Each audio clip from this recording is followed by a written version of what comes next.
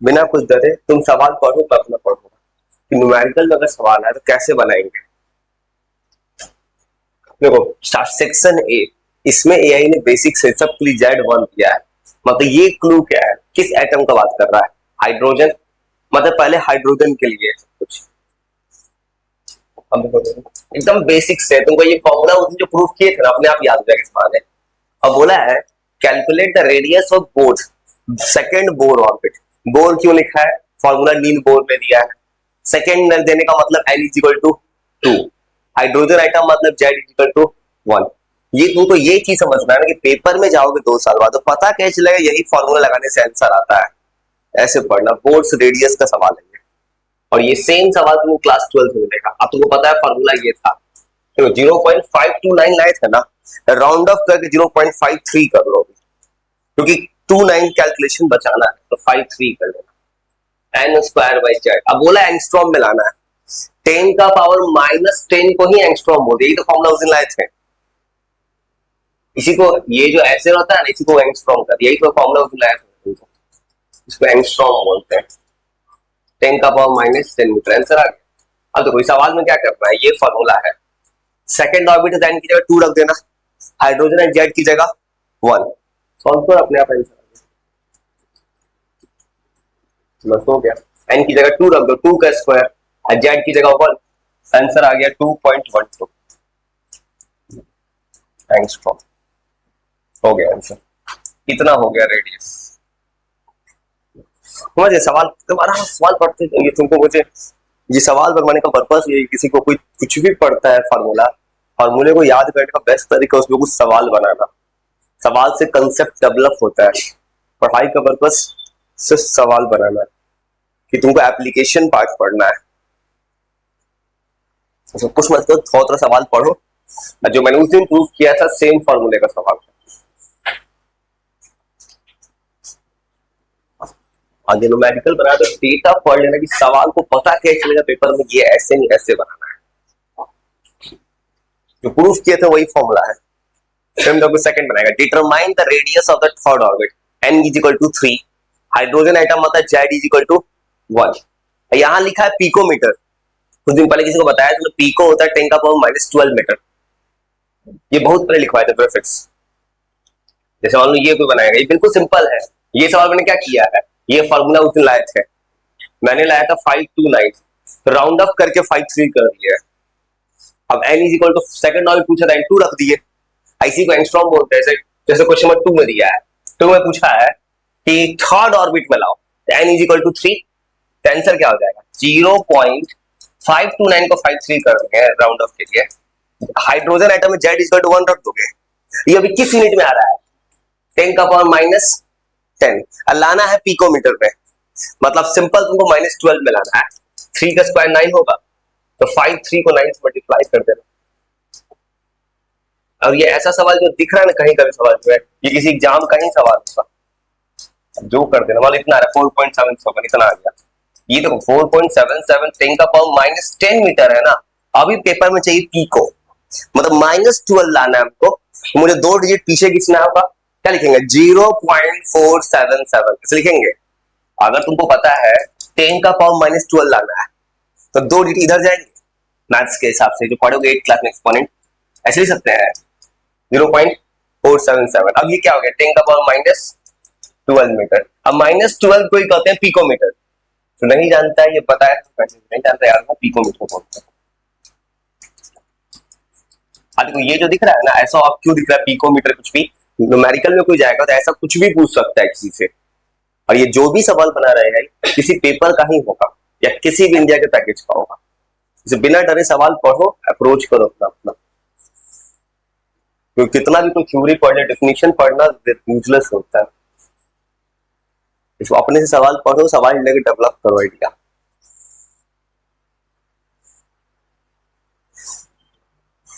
फिर तुम कभी, और अभी प्रूफ रुका नहीं है, प्रूफ जो बनाया था प्रूफ में और भी कुछ लाना था मुझे भी, लेकिन पहले एक फॉर्मूला उठाया, उस पर सवाल बना रहे हैं। 4 number, find the radius of the fourth orbit, और सेम है, बस नैनोमीटर में लाना है। 10 का पावर -9 लाना है, यहाँ पे -9 पे सॉल्व करना है नैनोमीटर में। तो बनाओ बनाओ, बस कुछ मत करो, ट्राई करते जाओ, क्योंकि ऐसा ही पेपर में होता है कि तुमको ये सवाल क्या कर रहा है, इस सवाल के बहाने किसी को यूनिट कन्वर्जन का भी आइडिया आ जाए। यूनिट जैसे 1 के बाद 2, ये 3 होगा, 4 दो बार लिखा है इसमें, ये 3 होगा। तो यहाँ पे देखो सेम सवाल है, n की जगह 4 लेना है, लेकिन नैनोमीटर में लाना है। नैनो होता है 10 का पावर -9। तो फिर करोगे सेम तरीके से, ये जो सवाल लिखा है इसमें 4th ऑर्बिट 0.53, और ये सवाल बनाने के बाद तो फॉर्मूला अपने आप याद हो जाएगा। यहाँ आता है -10, लाना है -9, तो ये कितना आएगा 16, 16 मल्टीप्लाई कर दे कितना आ रहा है, 16 आएगा।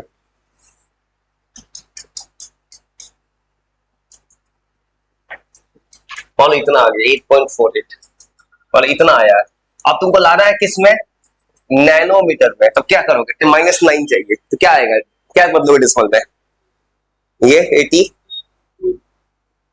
ये अगर इसको -9 बनाना है तो एक डिजिट इधर भागेंगे, अब तो ये हो जाएगा 84.8। मतलब ऐसा भी पेपर में सवाल आया होगा जहां पे किसी को यूनिट भी देखना पड़ा होगा। आंसर हो गया 84.8 नैनोमीटर।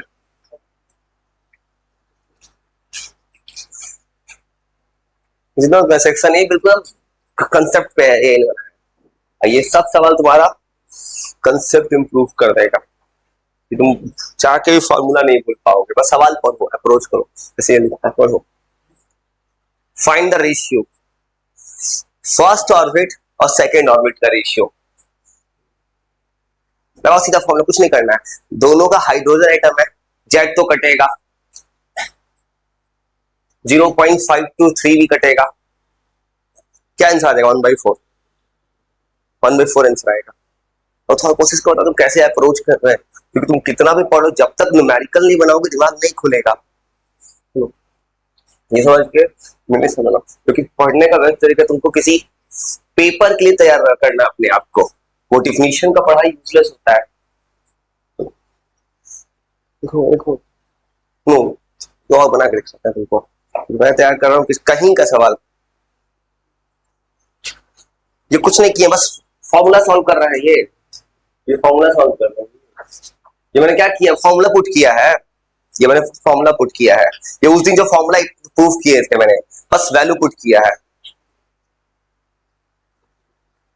तो सवाल सब आसान है, बस तुमको याद रखना जिस जिस तरीके से सवाल, एक ही सवाल है अलग अलग तरीके से दिखा रहा है ये, इसका मतलब है कि हर किताब में ऐसे स्टाइल से बदला गया है। पेपर में जब सवाल आता है कॉम्पिटिटिव एग्जाम्स में, तो एक ही सवाल को अलग अलग तरीके से पूछा जाता है 360 घुमा के, कि बच्चे का कंसेप्ट कैसा है।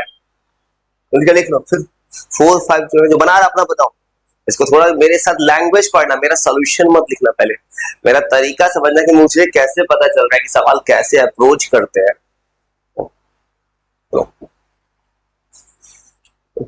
ये समझ, तो ये जो बनाया जाए, ये मेरे साथ कैसे बना रहे हैं, क्योंकि हमेशा बैकग्राउंड मेरे साथ मेरा तरीका समझना।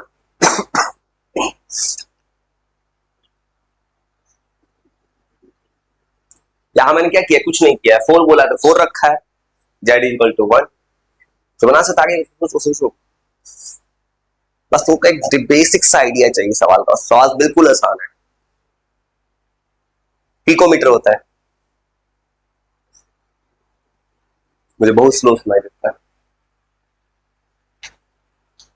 मुझे मेरे साथ एक दिक्कत, मैं बहुत स्लो सुन सकता हूँ, वो पावर है कंसंट्रेशन का, मेरा कंसंट्रेशन पावर बहुत ज्यादा हाई है, तो अगर थोड़ा ही वाइब्रेट करके मन में कुछ बोलता है मैं सुन लेता हूँ ऑलमोस्ट। तो ये होता है पिकोमीटर, पीएम जो पूछ रहे थे। यहाँ मैंने क्या किया, बस डेटा बदला है, मैंने फॉर्मूला आया था -10 में, अब किताब में पूछा -12 चाहिए, तो 2 इधर है, तो बना सकता आगे बनाओ और मैं सॉल्व करेंगे।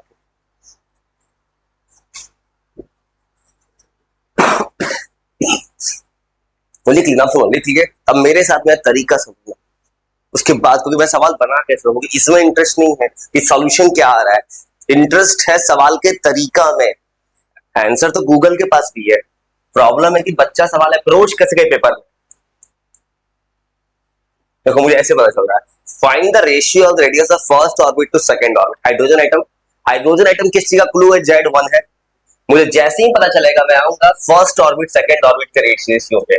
फॉर्मूला था 0.529 को 53 कर दिए, ये कटेगा ऊपर नीचे, ये तो सेम ही ना है दोनों में, एन स्क्वायर। अगर कोई सॉल्व करेगा देखो तो रेडियस का फॉर्मूला होता है 0.529 एन स्क्वायर बाई जेड।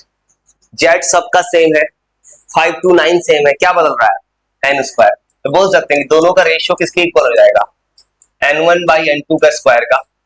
बस हो गया आंसर 1/4। तुमको सीधा पता है, उस दिन फॉर्मूला लाए थे, वो सीधा बन जाएगा कि रेडियस किस पे डिपेंड करता है, एन के स्क्वायर पे। एन के स्क्वायर पे डिपेंड करता है। फर्स्ट ऑर्बिटर तो एन हो जाएगा 1, सेकंड ऑर्बिटर एन हो जाएगा 2, हो गया 1/4। हम सोचो सोचो, ये सेम है, 5 सेम है, थर्ड एंड फोर्थ पूछा है।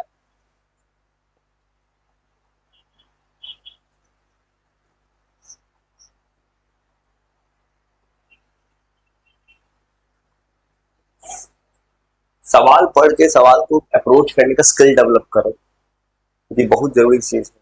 जो मैं तैयारी कर रहा हूँ फ्यूचर का, कि बच्चा किसी एग्जाम में बैठेगा, क्योंकि तुमको उस वक्त पता होना चाहिए पेपर में तुमने फॉर्मूला पढ़ लिया है, अप्रोच कैसे करें सवाल को। क्योंकि मेरे बताने का तरीका न्यूमेरिकल वाला ही है, जहाँ बच्चा न्यूमेरिकल अप्रोच कर रहा है। जैसे 5 बनाएंगे वो सेम है, रेशियो पूछा है थर्ड का और फोर्थ का, थर्ड एंड फोर्थ पूछा है, डायरेक्ट बना देगा कोई। अब क्या हो जाएगा 3 का स्क्वायर 4 का स्क्वायर 9/16 हो गया आंसर। तो डायरेक्ट बना सकते हैं, एन के स्क्वायर की प्रोपोर्शनल है। और ये कब बना पा रहा हूँ डायरेक्टली, क्योंकि दोनों एटम सेम है, हाइड्रोजन है। दोनों अलग अलग होता तो उसका भी रेशियो ले लेते हैं। वो कुछ मत करो, बस 9-10 सवाल बनाओ, बस दिमाग खुल जाएगा। सवाल बने चले, मैं सवाल का लैंग्वेज पढ़ो। कुछ लोगों को लैंग्वेज बैरियर होता है, लैंग्वेज जो अजीब आता है सवाल ब्लैंक हो जाता है लोगों का दिमाग। जैसे नंबर 6 पढ़ के सेम तरह से, if the radius of Bohr orbit in hydro first orbit का वैल्यू r है, तो पूछा है फिफ्थ ऑर्बिट का क्या होगा r के टर्म में।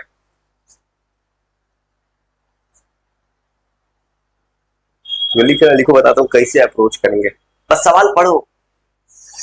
चुको तुम कितना भी कहानी पढ़ोगे यूजलेस है, वो तुम्हारे टाइम का वेस्टेज है, कोई तुमको कहानी लिखवा दे, कहानी नहीं सवाल आएगा। घबराना मत, देखो पूछा है 6 नंबर में, पहले ऑर्बिट रेडियस r है, बोला है फिफ्थ ऑर्बिट में क्या होगा। अब देखो तो अब इस सवाल को बिना पेन चला मैं हाथ पे ही बना सकता हूँ कॉमन सेंस से। अगर कंसेप्ट लगाएगा, दोनों क्या बोला है हाइड्रोजन एटम है, मैं दोनों का जेड 1 है, पहले वाले का r है। अब तुमको पता है जब पांचवी ऑर्बिट का पूछेगा तो n की जगह हो जाएगा 5, और फार्मूला में क्या होता है n का स्क्वायर, तो 5 का स्क्वायर हो जाएगा 25, तो फिफ्थ वाले का रेडियस क्या हो जाएगा 25 इंटू r, 25 r हो गया। इतना सा है जो बात समझ नहीं आता लोगों को दिमाग में, अब इतना सा देखो ये तुम क्या दिखा रहे हो, देखो मैंने जो फॉर्मूला प्रूफ किया किसी किताब में रहता है, वो एक सीधा मैंने फॉर्मूला दिया। एग्जाम में ऐसा भी सवाल आता है, अब बच्चा कहे किसी किताब में लिखा हुआ नहीं, इस चीज को दिमाग चलाना होगा तुम्हें। देखो ऐसे चलाया मेरा दिमाग ऐसे चला है। फर्स्ट ऑर्बिट का फॉर्मूला, और बच्चा की तरह बनाओ बेसिक से। फर्स्ट ऑर्बिट का फॉर्मूला ये था, तो ये फर्स्ट ऑर्बिट का फॉर्मूला था हाइड्रोजन के लिए। फर्स्ट ऑर्बिट को इसी को किताब में क्या बोल दिया है r है फर्स्ट ऑर्बिट पे। अब आओगे फिफ्थ ऑर्बिट पे, क्या लिखते हैं 0.529, n की जगह 5 का स्क्वायर पे 1 लिखते हैं। अरे देखो तो 0.529 किसके इक्वल है r के, ये पूरा तो r है, इसका मतलब इसको क्या लिख देंगे r। अब 5 का स्क्वायर 25 हो गया 25 r। देखो तो कितना सिंपल तो है, बस एक बात समझना है सवाल बन जाता अपने आप से। बस मैंने क्या किया एक कंसेप्ट यूज कर दिया, मतलब यहां से कितना भी सॉल्व बना सकते हो। जैसे जैसे पूछेगा 10th ऑर्बिट का तो 100 r, 8 का पूछेगा 64 r, ठीक है सब में स्क्वायरिंग मार दो आंसर आ जाएगा।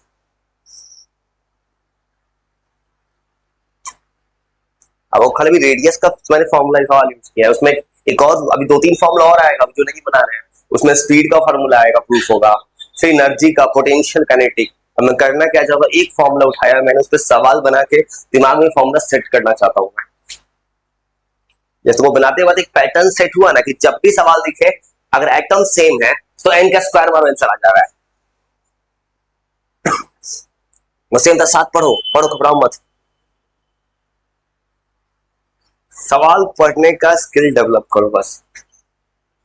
7 नंबर सेम सवाल है, उल्टा करके पूछा है।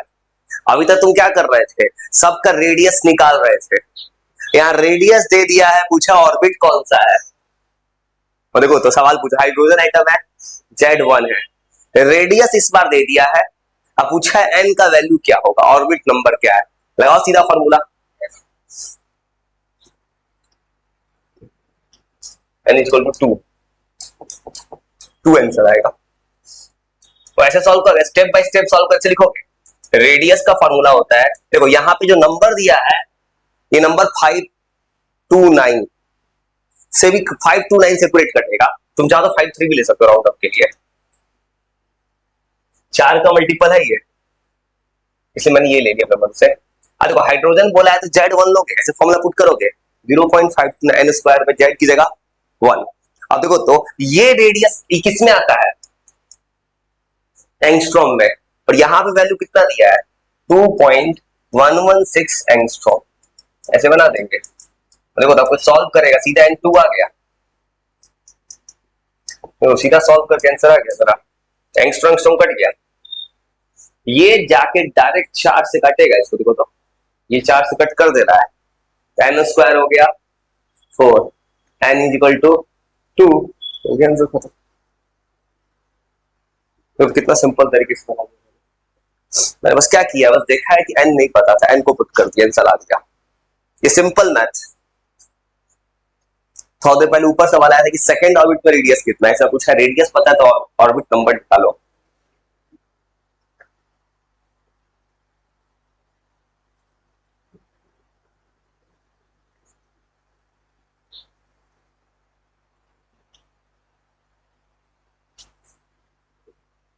बस सवाल पढ़ के देखो, बस थोड़ा सवाल पढ़ के देखोगे तुम्हारा स्किल डेवलप होगा, सवाल सोचते कैसे है।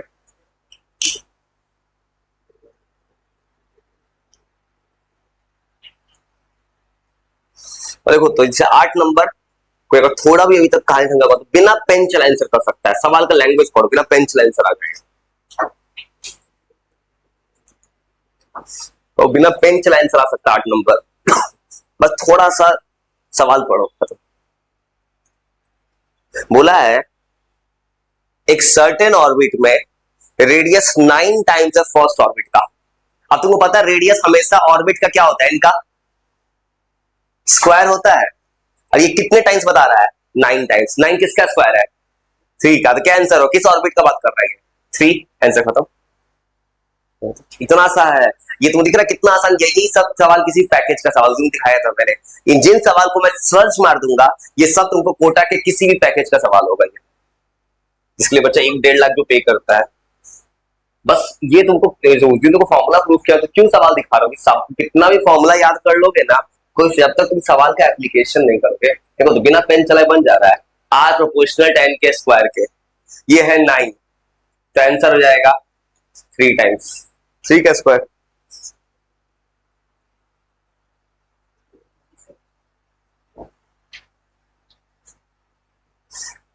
और सिर्फ 9 भी तुमसे हाथ से बन सकता है, बस लैंग्वेज पढ़ो, बस पढ़ के देखो। बोला है हाउ मेनी टाइम्स, मतलब थर्ड ऑर्बिट को कंपेयर करा रहा है किससे, सेकंड ऑर्बिट से। पर देखो तो अगर फर्स्ट ऑर्बिट का रेडियस r होता तो सेकंड ऑर्बिट कितना होगा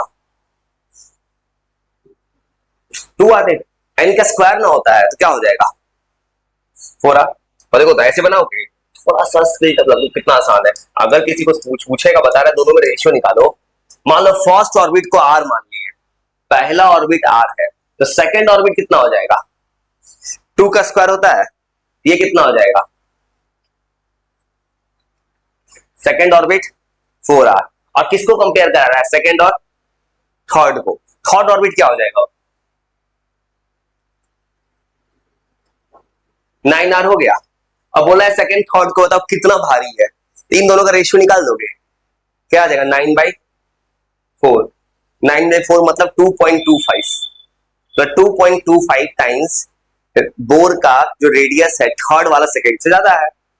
देखो एक ही वर्ड है, कभी रेशियो ले आ रहा है कभी कुछ ला रहा है, यही पेपर में होता है कॉम्पिटिटिव एग्जाम्स में।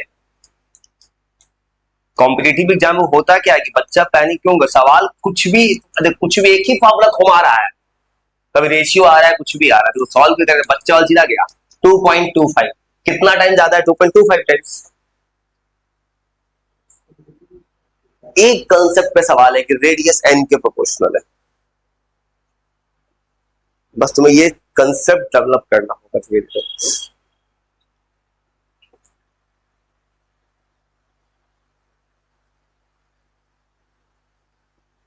हाँ तो ये सवाल फिर ये पढ़ के देखो, तो ये सवाल क्या किया है, लैंग्वेज चेंज कर दिया है।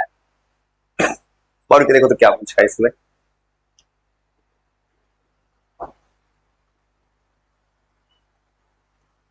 8 9 के क्या किया, ये जो एआई ने क्या किया, जो बनाया है, किसी पेपर का सवाल उठाया होगा, रेडियस के बीच का डिस्टेंस के लिए क्या करना होगा, सोचो क्या निकालोगे पहले, फर्स्ट और सेकंड ऑर्बिट है, दोनों के रेडियस का बीच का डिस्टेंस है, क्या निकालोगे उससे पहले, सोचो सोचो सोचो, पहले क्या निकालोगे, सेकंड, पहले सेकंड रेडियस निकालोगे, फिर किसको निकालोगे, फर्स्ट, फिर दोनों को क्या कर दोगे, माइनस, आगे आंसर खत्म। देखो तो ये किसी किताब में लिखा हुआ नहीं मिलता है, किताब में तो सीधा फॉर्म, किताब में देखो, अब यहाँ पे बच्चा तो पढ़ गया है कि रेडियस पूछेगा या डिस्टेंस पूछ दिया, लेकिन कंसेप्ट तो वही लगा ना। इसलिए किसी को इस चीज का तैयारी करना चाहिए कि सवाल कुछ भी आए, मुझे अगर चैप्टर पढ़ा हुआ है टॉपिक, सवाल का बस बेस लगा आंसर आ जाएगा। सवाल ऐसा है कि दो ऑर्बिट है, तुमको इसका डिस्टेंस चाहिए, डिस्टेंस, ये डिस्टेंस निकलेगा कैसे कि तुम दोनों पहले आउटर रेडियस निकालो, इनर को कर दो माइनस, बीच का ये बच गया, वही करना है बस। अब इसके लिए कोई बनाने जाएगा, कुछ नहीं करना है, तुमको दोनों के बीच फर्स्ट और सेकंड पूछा है। फर्स्ट ऑर्बिट मानो 0.53 एंगस्ट्रॉम था, n इक्वल टू 1 ले लिए, second orbit n square by Z 2.12 ऊपर भी आया हुआ है, तो सेकंड n की जगह 2 इतना आया है, मतलब इतना आया है 2.166 आया एंगस्ट्रॉम। अब दोनों को क्या कर लेना है, माइनस, हो गया आंसर। कुछ दिमाग डेवलप हो रहा है, ये होता है पेपर्स में, इसलिए किसी पेपर में बैठने के लिए बच्चे का अवेयरनेस मैटर करता है। वो तोता की जो रट के जाता है ना फॉर्मूला, खूब रटता है कुछ लोग, वो यूजलेस है। तो बस इतना याद रखना, कंसेप्ट पे काम करना, टॉपिक पढ़ लिए, अब कुछ भी इधर उधर सवाल घूम जाए घबराना मत, कुछ भी घुमाएगा चैप्टर के बाहर नहीं जाएगा। देखो फॉर्मूला एक ही आया, एक फॉर्मूला को किस किस एंगल से दिखा दिया इसने, कुछ थिंकिंग डेवलप हुआ, सवाल ऐसे बनता है।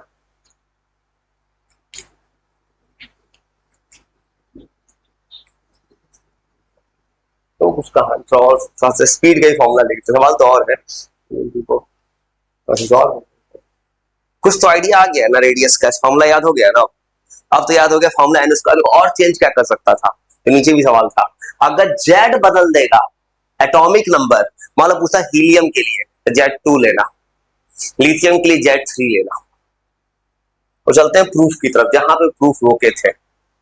तो उस प्रूफ में एक मैंने तो याद करो, मैंने भी का वैल्यू उठा के सब्स्टिट्यूट किया था, इसका भी का वैल्यू निकल सकता है, रेडियस का फॉर्मूला के बाद स्पीड का फॉर्मूला, उसको भी कुछ नहीं करेंगे, थोड़ा सब्स्टिट्यूट करेंगे और फिर ऑन कैलकुलेशन सीधा आंसर लिख देंगे, क्या आता है वो सब रटा जाता है तोता की तरह, जो वैल्यू आने वाला है। और ये सेम चीज क्लास 12 के रेडियस एटम चैप्टर में 100%, ये प्रूफ मैंने बना दिया है ना, ये 12th क्लास के बच्चों को पढ़ना पड़ता है। और उस वेलोसिटी या स्पीड का प्रूफ जो है बोर्स ऑर्बिट का, वो जहां तक आया था प्रूफ, कुछ सब्स्टिट्यूट किए थे, भी का वैल्यू इतना लाए थे, एम भी मैंने ऐसे लिखा था, यहां से लिखा था मैंने, क्या किया था, एम भी आर एंगुलर मोमेंटम था, इक्वल टू क्या किए थे, NH बाई 2 इसके प्रूफ में कुछ दिमाग नहीं लगाऊंगा, वैल्यू सब्स्टिट्यूट करूंगा आर का, यहां से भी कितना आ जाएगा, NH बाई 2 एम आर इतना आ रहा है। तो देखो, तो यहां मुझे पता है n ऑर्बिट नंबर है, बदलेगा, H फिक्स है, इलेक्ट्रॉन का मास फिक्स है, रेडियस का वैल्यू अभी आया है, उसको रख देते हैं। अब रखने जा रहे हैं कैलकुलेशन के लिए n, H का वैल्यू तुम सबको पता है 6.626 माइनस 30 पाई 3.12 m 9.1, इस पूरे को कैलकुलेटर मत चलाना, इसको ऐसे को रट जाया जाता है, चलाओगे वो टाइम का वेस्टेज है। रेडियन इसका वैल्यू आया है एन स्क्वायर बाई जेड आया है, जेड को ऊपर लेकर 10 का -10 के ऊपर आ गया +10। इस पूरे अब क्या करते हैं, 12th की किताबें भी यही करते हैं, किताब में तो कोई सॉल्व नहीं करता है, बस लिख देता है और एक on solving we get direct put कर दो जो आएगा, इसको याद किया जाता है सीधा, ये सब याद किया हुआ डेटा है। तुमको चाहता मैं ये भी रटवा सकता हूँ डायरेक्टली, ये बार बार ये क्यों बता रहा हूँ कि तुम कभी 12th में जाओगे ना, तुमको पहले से पता रहेगा ना, उसको कभी बनाया हुआ तो याद आ रहा है, तुरंत याद कर लेगा दिमाग। ये है स्पीड का फॉर्मूला। बस इस पे भी न्यूमेरिकल वो क्या देगा, देख रहे हो एक सवाल में, उसमें n का स्क्वायर था डायरेक्टली प्रोपोर्शनल, स्पीड n के इनवर्सली। इसका मतलब है कि जो ऑर्बिट जितना छोटा होगा वहां इलेक्ट्रॉन का स्पीड सबसे ज्यादा होगा। सोचो ना, सोचो जितना छोटा ऑर्बिट, वो ऑर्बिट न्यूक्लियस के ज्यादा क्लोज होगा, न्यूक्लियस ज्यादा खींचता होगा, और वहां पे एटॉमिक नंबर डिनोमिनेटर पे था इनवर्सली, यहां पे एटॉमिक नंबर डायरेक्टली। इससे ये फॉर्मूला लिख लो, इस फॉर्मूले को याद कर देना, और न्यूमेरिकल ऐसे मिलेगा, इस बात की न्यूमेरिकल पे याद रखना, स्पीड प्रोपोर्शनल होता है जेड के एटॉमिक नंबर के, मतलब जिस एलिमेंट का एटॉमिक नंबर ज्यादा है स्पीड ज्यादा, और ये ऑर्बिट नंबर के इनवर्सली प्रोपोर्शनल होता है।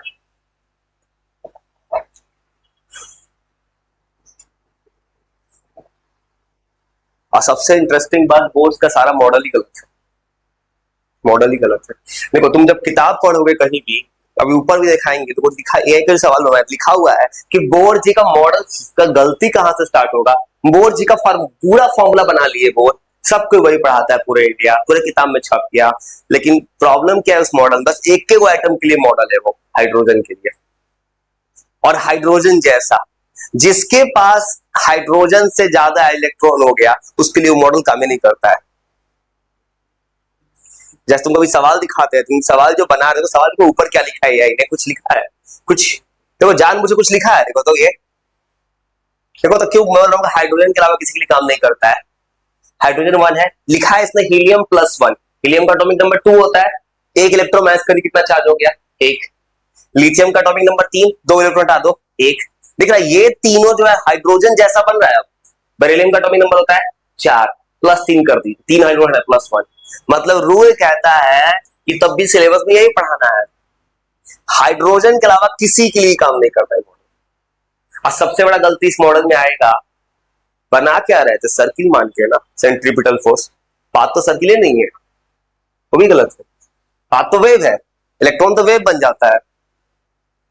लेकिन तब भी अगर तुम क्लास 12 में भी जाओगे तब भी तुमसे कोई न्यूमेरिकल दे दिया बोर्स ऑर्बिट का, फॉर्मूला यही लगना, और याद रखना जब भी न्यूमेरिकल मिलेगा तो एक बात 100% याद रखना, तुमसे वही एटम देगा जो हाइड्रोजन जैसा दिखेगा, कोई अचानक से सोडियम पोटेशियम का नहीं पूछ लेगा कोई तुमसे, ये फॉर्मूला फेल है, उस पर फॉर्मूला काम ही नहीं करेगा कभी, इस बात को लिख देते हैं।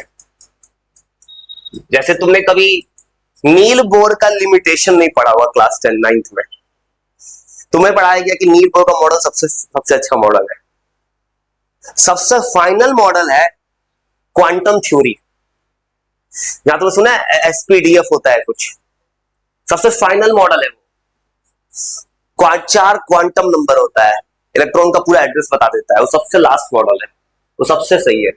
बोर्स मॉडल ऑफ एटम का सबसे बड़ा कमी क्या है, मतलब नील बोर का मॉडल भी गलत है,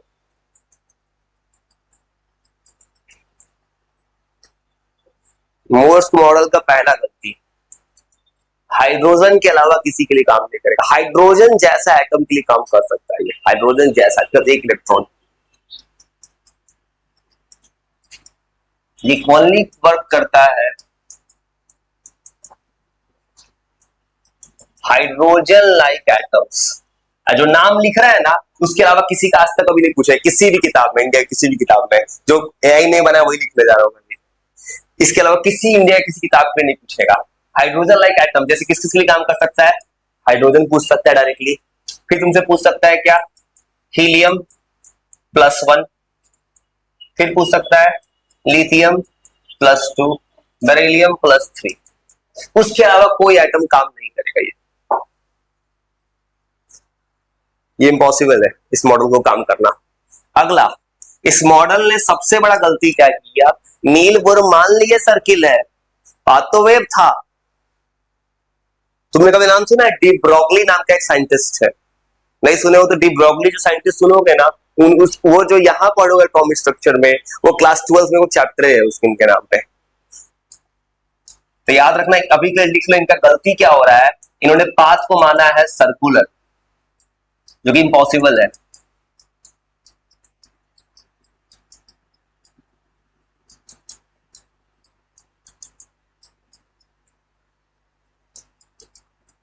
ऊपर एक और चीज है, तुम आगे पढ़ो, लिख देता हूँ तुमको।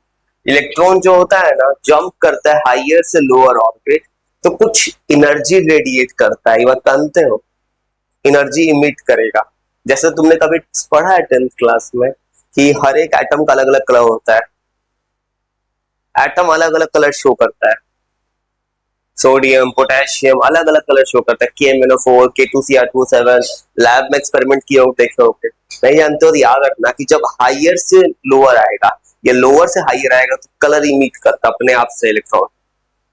अब ये क्यों करता है, इसका जवाब इनके पास नहीं है, ये जवाब कोई और साइंटिस्ट देगा। इनको ये नहीं पता है, इस आगे जाके पढ़ोगे ना, सीरीज है लाइमन बैल्मर पैशन ब्रैकेट बफन थम्परी, ये जब कुछ साइंटिस्ट सबका नाम है, सीरीज है, इलेक्ट्रॉन ऊपर से नीचे आया तो कुछ कलर शो कर दिया। अब क्यों शो कर रहा है इनको कुछ नहीं पता है, तो ये जिनको नहीं पता है तो दूसरा साइंटिस्ट जवाब देगा, इनके पास कोई एक्सप्लेनेशन नहीं है।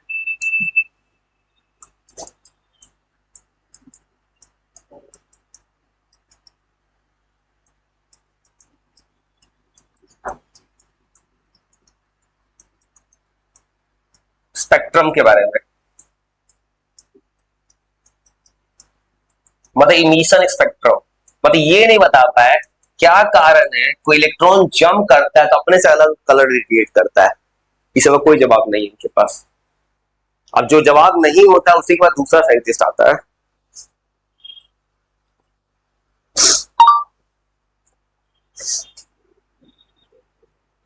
कुछ मत करो, थोड़ा सा 2 मिनट रिकॉल करो।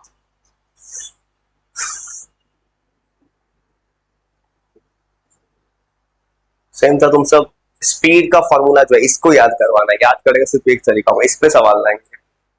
फिर प्रूफ करना है kinetic energy, potential energy, total energy, atom का